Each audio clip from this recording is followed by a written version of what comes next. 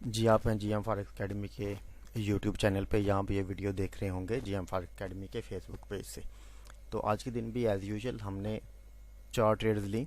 जैसा कि मैं बता चुका हूँ कि आज के दिन में यूरो, जीबीपी और सीएचएफ जो है वो बुलिश थे, जबकि ऑस्ट्रेलियन डॉलर और कनेडियन डॉलर जो है इनमें सेलिंग के आर्डर जो है वो हमें दिखाए सुबह के दिन वक्त हमें मिले कि जो प्रिडिक्ट कर रहे थे कि मार्केट AUD में कनेडियन डॉलर में जो है वो सेलिंग है।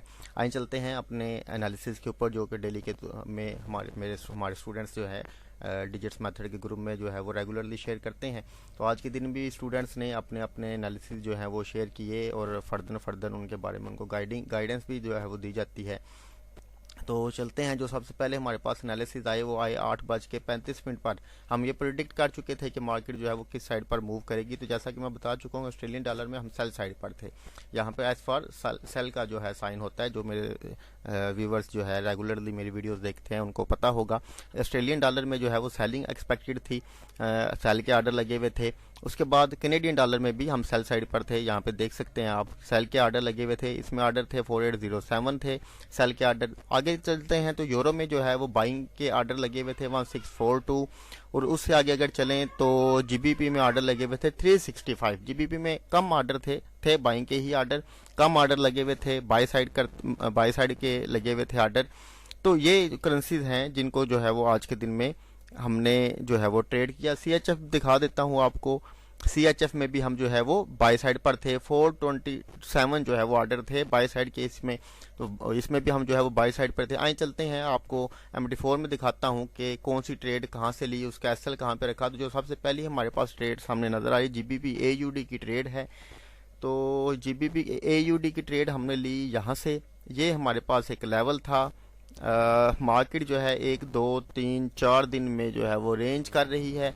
तो हमें आज के दिन में ये प्रेडिक्शन थी कि मार्केट में जो है वो बाइंग आएगी, मगर चूंकि मैं बता चुका हूं कि जीबीपी में थे बाई के आर्डर, मगर इतने ज़्यादा आर्डर नहीं थे कि हमें जो है वो लग सकता कि मार्केट ऊपर वाले लेवल को तोड़ेगी। टोटल 365 आर्डर थे। तो उस वजह से आज के दिन में जब सुबह के वक्त एनालिसिस आए तो मार्केट यहाँ पर थी। मैंने इस लेवल से थोड़ा सा ऊपर स्प्रेड को ऐड करके अपना जो है वो बाय लिमिट लगाई हुई थी। मार्केट ने उस बाय लिमिट को एक्टिव किया और ये गई। ये वाली जो 2 कैंडल्स हैं H1 की, इन 2 कैंडल्स में हमने अपनी ट्रेड को पकड़ा। ये बेसिकली जो मेरा एसएल बनता था ये तकरीबन 24 पिप का बनता था। मार्केट को हमने जो है इसमें 1/2 में जो है वो ट्रेड किया। 48 पिप तकरीबन 2-3 पिप कम 1/2 में ट्रेड किया। इस लेवल से ये जो मार्केट का ये जो रेंज का जो रेजिस्टेंस लेवल है, इस लेवल की रिजेक्शन के जो है वो पेश नज़र, चूंकि जीबीपी में आर्डर बहुत ज़्यादा नहीं थे, 365 आर्डर थे, तो आइडिया था कि मार्केट यहाँ से रिवर्स हो सकती है और वो हुई। इस वजह से हम यहाँ पे इस लेवल से निकल के और ये वाली ट्रेड जो है वो हमने क्लोज की। उसके बाद मार्केट आई भी नीचे, मगर स्टिल इसमें जो है वो बाइंग प्रेशर नज़र आ रहा है। उसके बाद जो दूसरी ट्रेड है हमारी जो हमने ली, वो ली यूरो कैड की, कि जैसा कि मैं बता चुका हूँ कनेडियन डॉलर में सेलिंग थी, यूरो में बाइंग थी। तो यूरो कैड की तरफ चलते हैं। तो ये हमारे पास एक एसएल के लिए हमने ये लेवल यूज़ किया था, मार्केट में बाइंग थी। अब ये वाली ट्रेड नहीं, जो प्राइस एक्शन वाले हैं या जो दूसरे मेथड्स वाले हैं वो नहीं पकड़ सकते, क्योंकि एग्जैक्टली उनको आइडिया नहीं होता।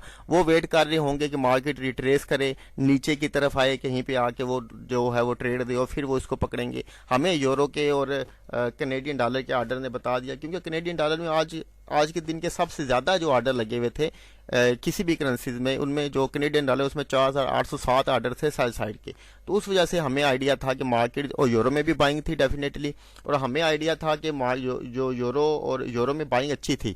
सेकंड नंबर पर जो आर्डर लगे हुए थे, दूसरे नंबर पर जो बड़े आर्डर थे वो यूरो में थे। 1642 आर्डर थे बाई साइड कर लगे हुए। तो 1642 सेकंड लास्ट हाईएस्ट आर्डर्स, और कैड जो है फर्स्ट वन हाईएस्ट आर्डर 48। इस वजह से हमें आइडिया था कि मार्केट जो है वो आज के दिन में रिट्रेस करने के मूड में नहीं है। इस वजह से ये वाला लेवल जो है वो यूज किया हमने एसएल लगाने के लिए। यहाँ से जो है वो ट्रेड पकड़ी, सेल लिमिट लगाई हुई थी। दो बेसिकली मेरी सेल लिमिट थी, एक यहाँ पर थी जो मार्केट ने एक्टिव की, एक नीचे थी इस लेवल के यहाँ पर थी, तकरीबन स्प्रेड को थोड़ा सा ऐड करके ये वाली एक्टिव की। मार्केट ने ऊपर चली गई। अब ऊपर ये वाला लेवल था नजदीक, और यहाँ पे तकरीबन एसएल हमारा इसमें भी 25 पिप बनता है। मार्केट ऊपर गई और 44 पिप के राउंड अबाउट यहाँ पे जो है वो वॉल्यूम ने थोड़ा सा कंफ्यूज करना शुरू कर दिया था M30 में, तो उस वजह से यहाँ से ही निकल के मार्केट से ही, जैसा कि ये लास्ट कैंडल 1.478 से 1.478 से यहाँ से जो है मार्केट से हम निकल गए,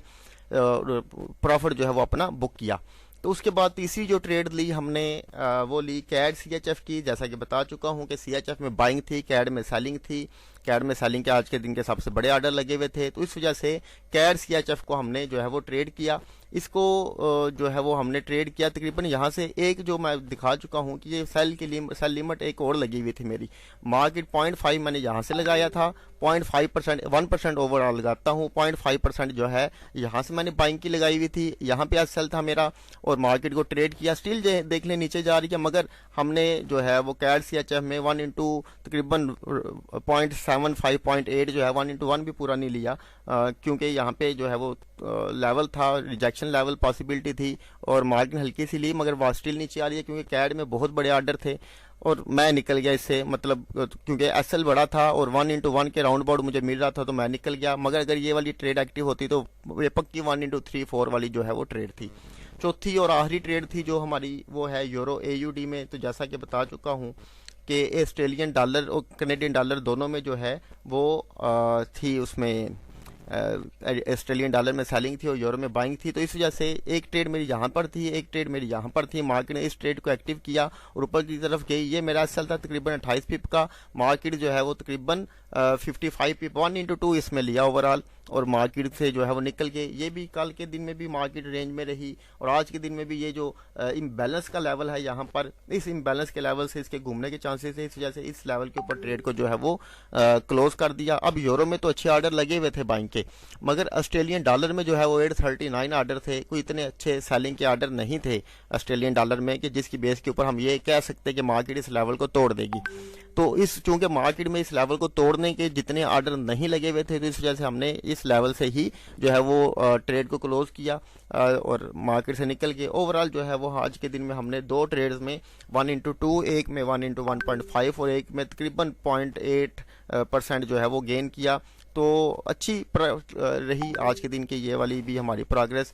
तो ये आज की इस हफ्ते का हमारा जो है ये लास्ट ट्रेडिंग डे था। कल जुम्मे का दिन है, चाहे वो जो ईद हो या ना हो, कल के दिन में ट्रेड नहीं करेंगे। अब नेक्स्ट जो है मंडे से या ट्यूसडे से जो है वो ट्रेडिंग जो है वो दोबारा इससे स्टार्ट की जाएगी। अल्लाह ताला आप सबको खुश रखे। आप सबको एडवांस में मेरी तरफ से ईद मुबारक, ईद की खुशियाँ आप सबको मुबारक हों। बहुत शुक्रिया जी, अल्लाह हाफिज़।